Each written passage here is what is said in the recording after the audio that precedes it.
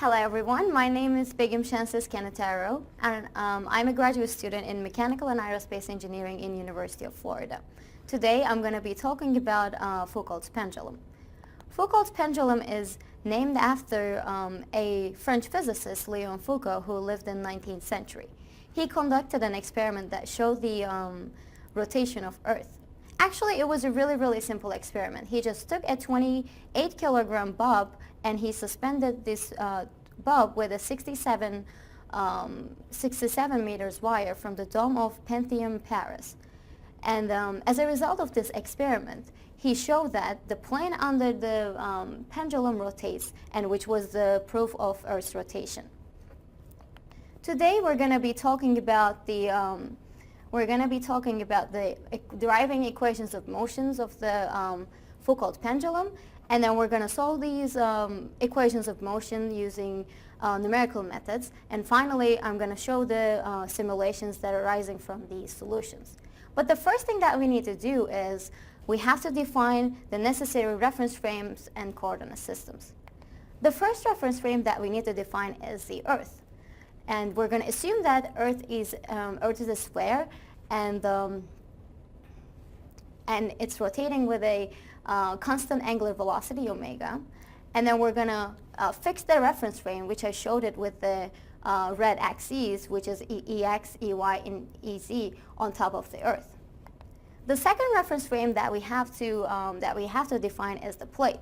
We're going to put this plate on the surface of Earth wherever we want to conduct the Foucault pendulum experiment. In the second figure, I showed two coordinate systems. The first one is the red one, which is the coordinate system that is fixed on Earth, and the second coordinate system is the green one, which is the coordinate system that is fixed on the plate. Here I gave a 3D animation that shows the relationship between the red coordinate system that is fixed to the Earth and the green coordinate system that is fixed to the plate. In a second we're going to see an angle beta. This beta is the latitude of the plate. Here I gave the, you can see the plate, the pendulum hanging from the ceiling and the green coordinate system that is fixed on the plate, which is the px, py, and pz. And on the other side, you can see a 3D, not 3D, 2D representation of the relationship between the coordinate systems that is fixed to Earth and the coordinate system that is fixed to the plate. As you can see, the green coordinate system can be obtained by rotating the red coordinate system along the EY axis with an angle beta. So here I want to write down the, so we're going to need something called the transformation matrix. So now I want to write it down. This is black though. I need a different color. Okay, let's try this one. Okay, so we need a transformation matrix, which is going to be T, and we're going to do it from E, the reference frame Earth, and from this reference frame we're going to go to the reference frame P.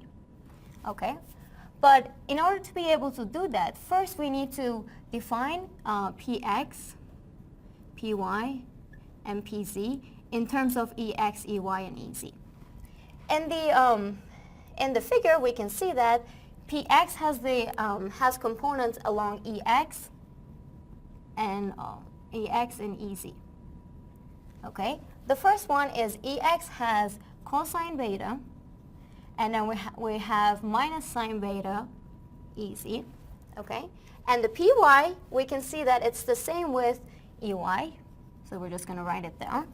And finally, we have Pz, which is going to have, again, the components along Ez and Ex, which is going to be sine beta Ex plus cosine beta Ez. Okay, now we obtain the, let me go like this. Okay, now we obtain these properties. Now we can write this thing in terms of in the form of a matrix. So let's say T, E to P, because this was the thing that we were trying to obtain. Now we're going to say that the first component is cosine beta, but we don't have a The px doesn't have a component along EY, so we're going to put a 0 here. And finally, we have minus sine beta. And the second one is just py is equal to EY, so we're just going to put 0, 1, 0. And finally, sine beta, 0 cosine beta. Now we obtain the transformation matrix from the coordinate system that is fixed to E to the coordinate system that is fixed to P.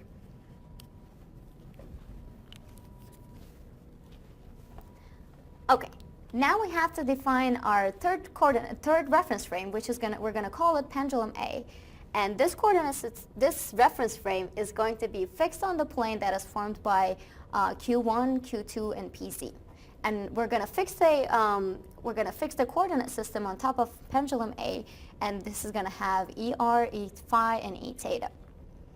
So here I gave the relationship between the coordinate system that is fixed on the plate and the coordinate system that is fixed on pendulum A. So until now we talked about the transformation matrices, but we have another property that we need to talk about. It is going to be the angular velocity of a reference frame.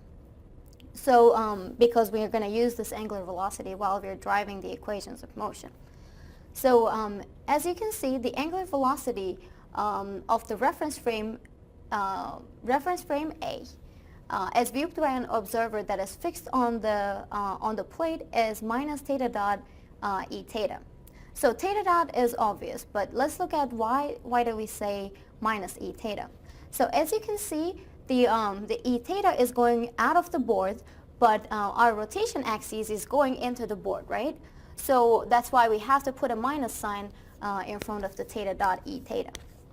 So again, we did the same thing for the transformation matrices. We said we need a transformation matrix from P to A, and I wrote ER, E phi, and E theta in terms of PX, PY, and PC. And finally, I wrote them into in the matrix form as well. Okay. The fourth reference frame that we need to define is pendulum A. This reference frame is going to be fixed to the plane formed by Q1, P, and E phi. This time we're going to use ER, E phi, and E theta as our coordinate system. Here again, I gave the relationship between the pendulum A and pendulum A reference frame and pendulum B reference frame. Again, we need the angular velocity of pendulum B as viewed by an observer that is fixed to pendulum A, which is going to be phi dot E phi. But this time we don't have a minus sign because E phi is already going into the board, so we don't need to put in minus sign. And then finally, we wrote down the transformation matrices from A to B. Okay, so let's summarize what we did. So we defined 4 reference frames, right? The Earth, the plate, pendulum A, and pendulum B. And we fixed some fixed coordinate systems on top of each reference frame. But we didn't forget, but I left it to the last. So we're going to obtain equations of motions using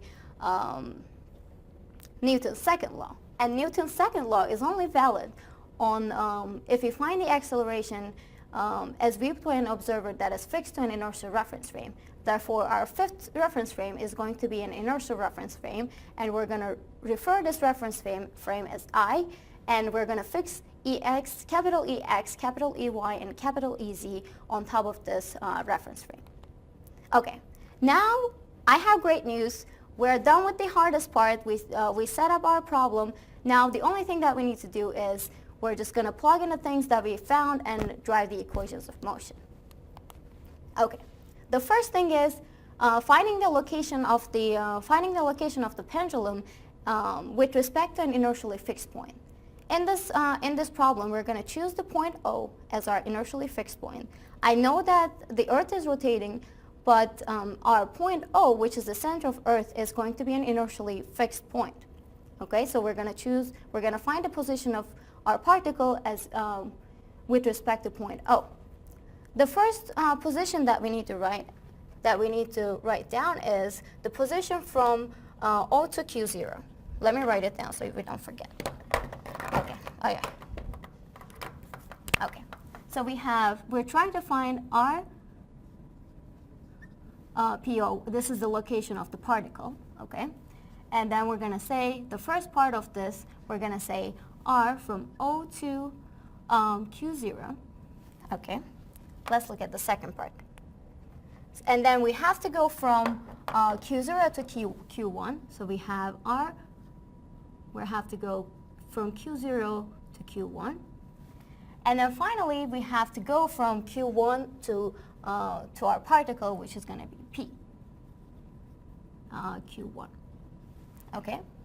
So the first part, this part, is just going to be the radius of Earth, and it's going to be along PZ. Okay? Plus, we're going to call this height H. Actually, we can take the same thing with L, which is the length, which is going to be the length of the pendulum, but I'll just call it H right now, which is going to be along PZ again. And plus, now we need this term, right? This term is going to be L, which is the length of the pendulum. And it is going to be along UR. Okay, now we can write this down as HR PZ plus LUR.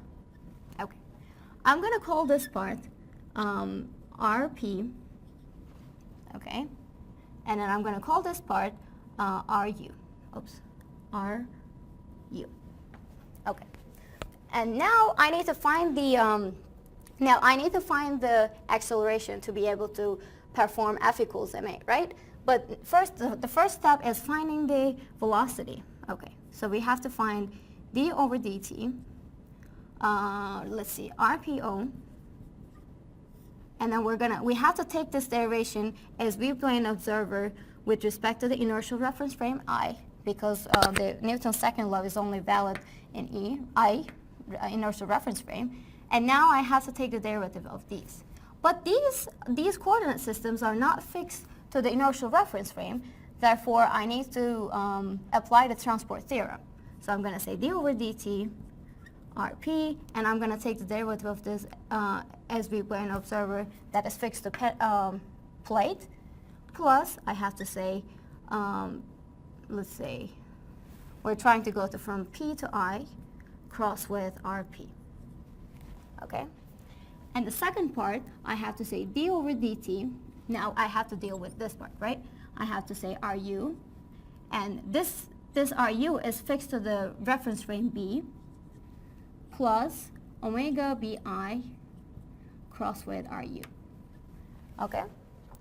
So now we have this is going to be equal to VP0 I. Okay. If we take the derivative of this, again, inertially fixed reference, as viewed by an observer inertially fixed reference frame, as PO divided by dt I, we're going to obtain IP0 I. Okay, the rest is just algebra. Okay, before we do any algebra, we need we need two more things actually. So we need the omega pi and omega bi. Okay. So we already have the omega pi, which is going to be the angular velocity of the Earth, and it's going to be capital Omega easy. But the second thing that we need is omega bi, and we have to obtain it. As a summation of three different omegas. So we have to go from we have to start from omega b to a, and then we have to add omega a to p, and then finally we have to add omega p to I. So this is going to be capital Omega easy minus theta dot e theta plus phi dot e phi. Okay. So as I told you, the rest is just algebra, and it's really easy to make silly mistakes. And I know myself that I would make mistakes. Therefore, I decided to write a Matlab script for that. I use the symbolic toolbox. The first thing that I need to do for the symbolic toolbox, I need to define the symbols that I'm going to use. Okay. So I defined the symbols at the top, and then I had to define theta and phi explicitly, separately from the others, because I had to say they are implicitly dependent on the time. because when we take the time derivatives, I want to obtain the theta dot and phi dot as well. Okay, the second thing that I did, I didn't want to write the cosine beta, sine theta, blah, blah, like over and over again. That's why I just defined a shortcut for them. Okay, the next step is writing down the transformation matrices. We already have the transformation matrix from E to P and P to A and A to B. So we have the first three transformation matrices, but we're also going to need a transformation matrix from E to B and P to B as well. And we can find this transformation matrices as the multiplication of other transformation matrices. So that's why I have now, we obtained defined transformation matrices. And the same thing, I need the omega BI and omega PI again. I did these calculations. And the last two, lines of code, it says we define the RP and RU. I already show what they are on the board for you. Okay. Then the second thing that we need to do is find the velocity using the transport theorem. Okay, find the velocity Vp and Vu using the transport theorem. And finally, we have to find the acceleration using the transport theorem as well. At the end, we have to find a summation of the acceleration. We have to sum them up, so they need to be in the same. They need to be defined in the same coordinate systems. That's why I had to multiply AP with transportation matrix from P to B. So now I have the right hand side of the F equals ma. Now I need the left hand side, so which is the force, right? So in order to be able to show the force, we have the free body diagram. We have two forces that are affecting on the pendulum. The first one is the tension, which is going to be along UR, and the second one is going to be gravity, which is going to be mg, but it's going to be along minus pz. Again, I need to add them up together using a transformation matrix, and finally I obtain equation of motion number 1 and equation of motion number 2. So we had three components. We had A1, F1, A2, F2, and A3, F3, right? But the first one, we cannot use it because the first one has the tension force, which is an unknown. That's why we cannot obtain an equation of motion. Okay, the other thing that I want to add is in the system we have two degrees of freedom. The first one is theta and the second one is phi. Therefore, the number of equations of motions is consistent with the degrees of freedom too. So after this, we have to, this is a second order differential equation, right? So we have to, from each second order differential equations, we have to obtain two first order differential equations. So in total, we're going to have 4 first order differential equations. And you're using that 4 first order differential equations, I use the ODE function that is already embedded in Matlab and find the numerical solution of these equations of motions.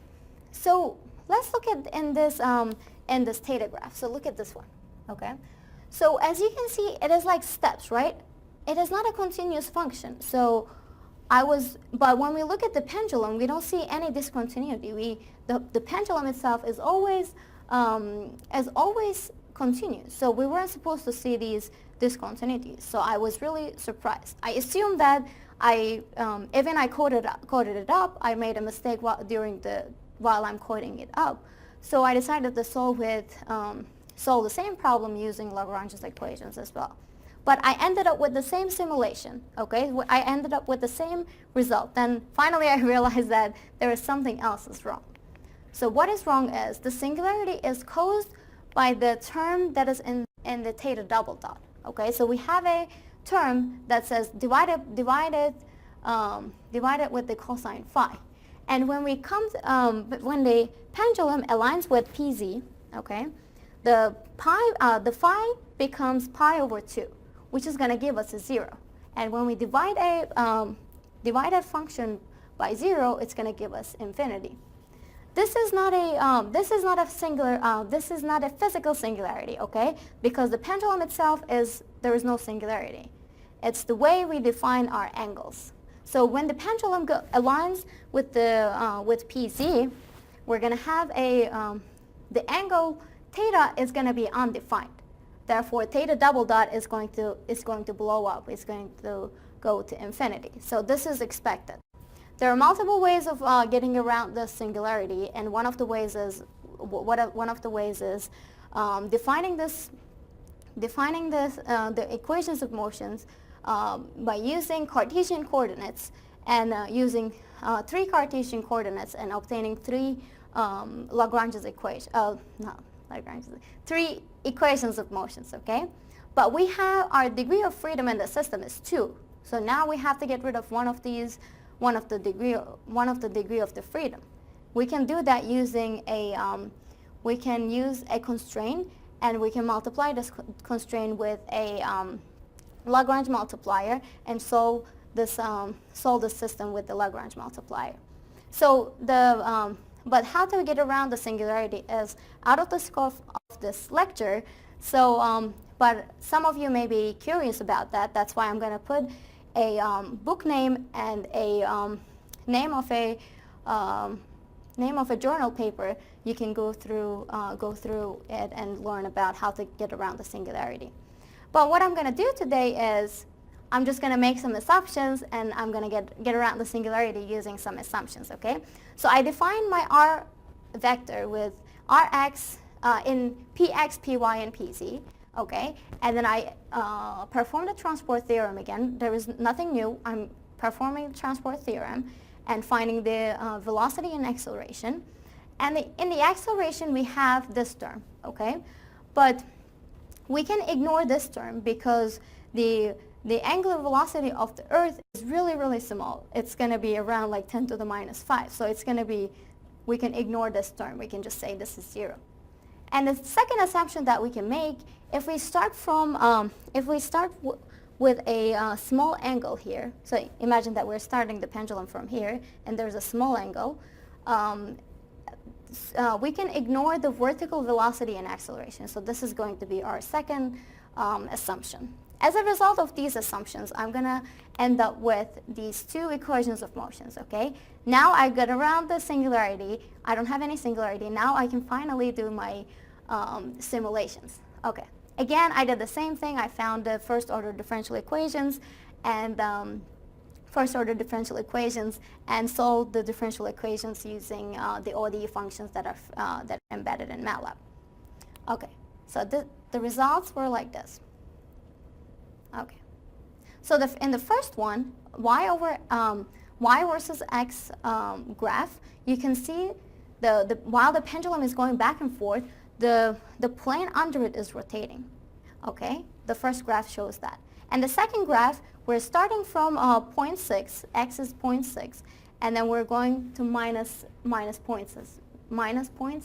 So it's as we expected, it is a symmetric motion. That's good. That's what we were expecting. And finally, on the third graph, you can see y doesn't have any singularities, and it's a smooth function, and it gets bigger and bigger when the time goes by. Thank you for listening to me.